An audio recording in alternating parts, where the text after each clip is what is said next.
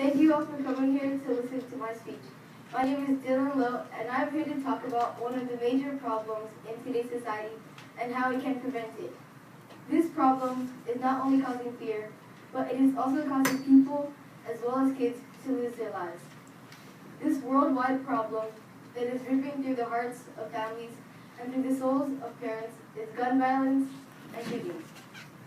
Just think about this. Every day, 96 Americans are killed by guns, and 46 children and teens are shot in murders, assaults, suicides, unintentional shootings, and police intervention. Just think about that. Try to put yourself in someone else's shoes. If you had a kid, imagine never getting to see him or her again. Or if you are a kid, imagine never getting to see your loved ones again. I'll never be able to imagine the pain and suffering that comes with this. I'm not here to talk about the grief that comes from losing a family member, no. I'm here to talk about how preventing gun violence and mass shootings are so within reach.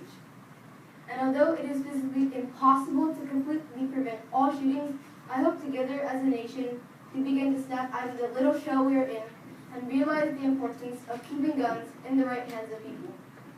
This leads me to our first big point of this talk, which is keeping guns out of the wrong hands of dangerous people, which include the mentally ill, criminals, domestic abusers, and many more. And this also includes kids. Kids like me and you are finding ways to get their hands on guns, whether it be through private gun shows, online websites, or anything like that. This is completely wrong, and this is how a portion of these tragic incidents are happening. And the numbers don't lie. There has been a surprising uprise in how many kids have actually gotten guns illegally. For example, U.S. students have been caught with a firearm at least 1,576 times during 2015 and 2016, and over half of these guns have been bought illegally. And though we cannot stop these people from buying guns, we can all appreciate how effective the Brady Bill, or better known as Brady background checks, have been. From over a span of 23 years, Brady background checks have stopped 3 million gun sales all over the world. That's 3 million guns that dangerous people would have been holding in their hands right now. I cannot stress enough how important these background checks are. In fact, about 90% of all Americans support universal background checks and would still want to increase them.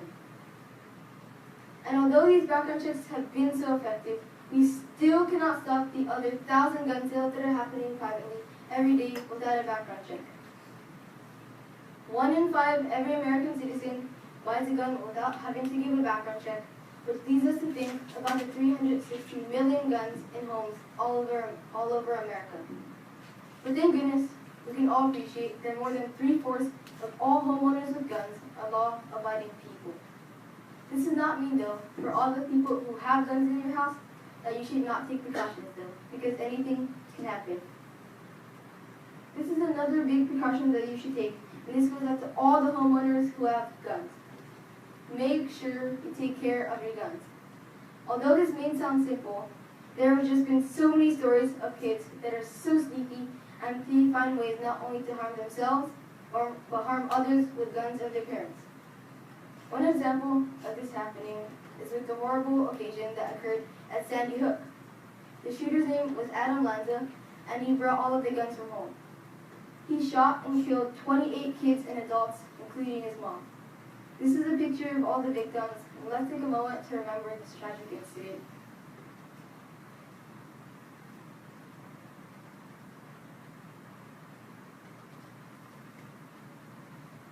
This just shows the extent of how not taking a precaution could lead to something like this.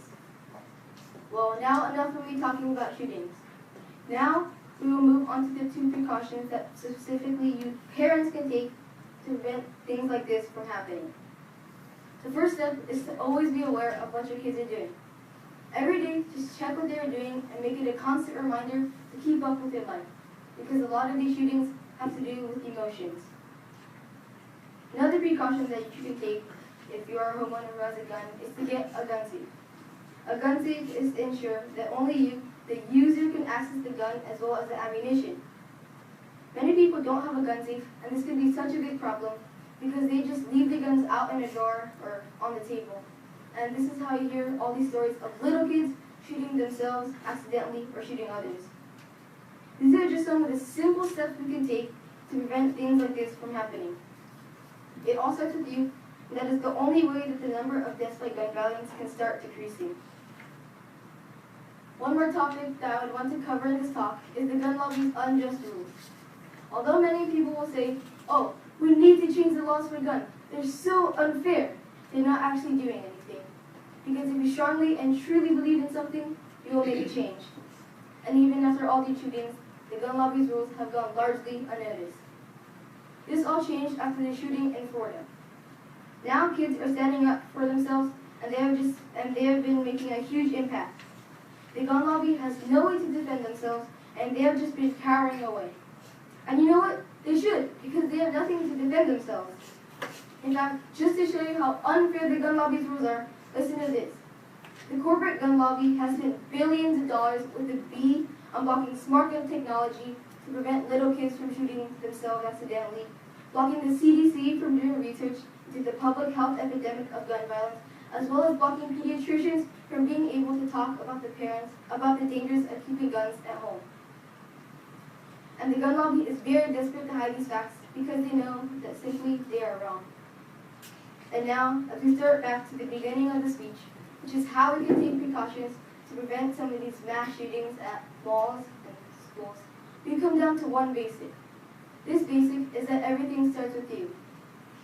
Taking all these little steps, as well as standing up for your own rights, starts with you.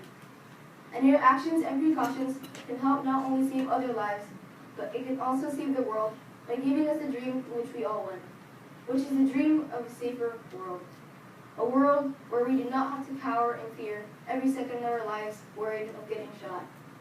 A world where we do not have to worry about gun violence and shootings. A world where we can simply have peace, love, and happiness. Thank you.